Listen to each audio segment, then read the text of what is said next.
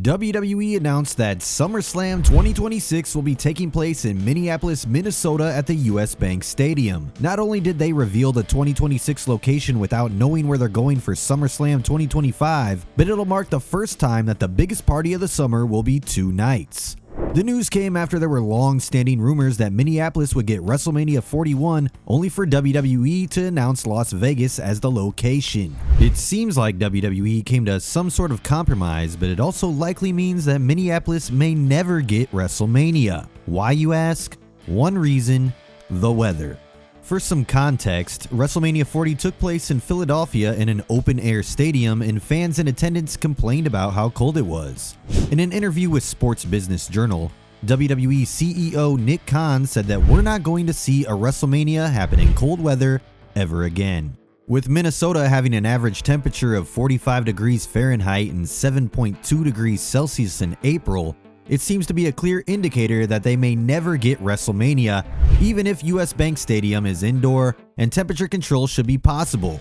But enough about the weather. The biggest thing that caught people's eyes was the fact that SummerSlam is going to become 2 freaking nights! Understandably, that part of the announcement didn't get a particularly positive response. But rather than just trashing it, we're going to present the pros and cons of it and let you decide for yourself in the comments below. Starting with the pros. For one, SummerSlam is about to become a whole lot bigger.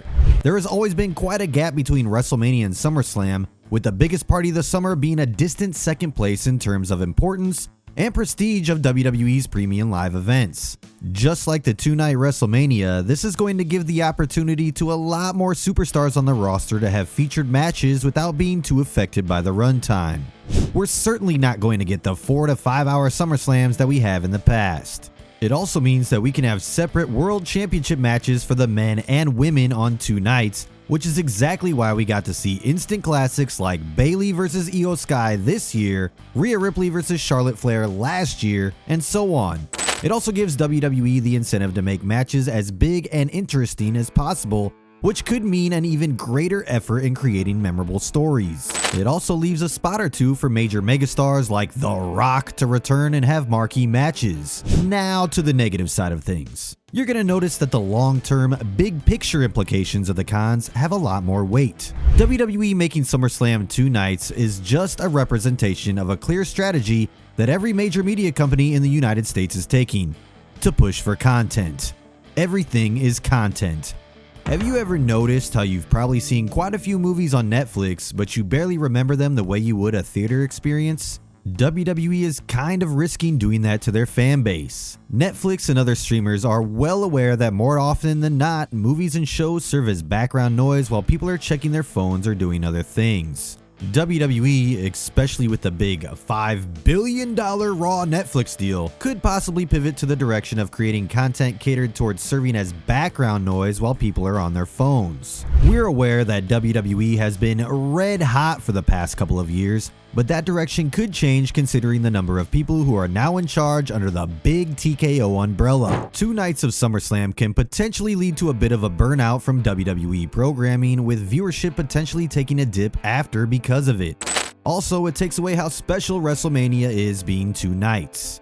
Who the heck knows? Maybe the higher-ups within WWE are looking at it as a way to experiment so they can even turn Royal Rumble into a 2-night event. Does anybody really want that? It's gonna take WWE a whole lot more effort to maintain red-hot crowd reactions for both nights. Remember how we mentioned a few minutes ago that 2-night SummerSlam allows part-time megastars to have a match? On the flip side, it also gives them a chance to take away a big spot that someone else is more deserving of. But then again, maybe that argument is kind of weak because there aren't that many part-timers left anyway.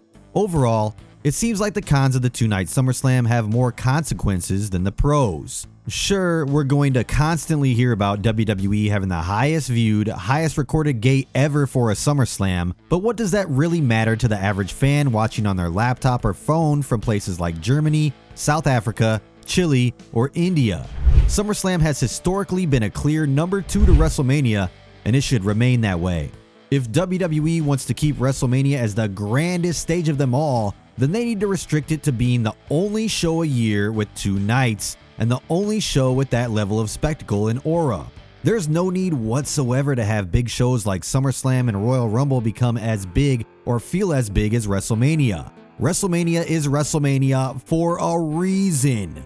WWE already did what they needed to do to make SummerSlam and Royal Rumble feel even more special. They started hosting them in big stadiums. For a show like the Rumble, the namesake Royal Rumble match is big enough to draw and get people to buy tickets. For SummerSlam, the name, history, and prestige of the event are usually enough to get people through the doors and tune in. Sure, not every superstar can be on that card every year unless they have useless battle royals with no consequences, but even so, the biggest driver of ticket sales and viewership, the reason that you and I watch, will always be great storylines and great characters. Does WWE need to oversaturate SummerSlam to make it bigger? We don't think so. Thank you for watching.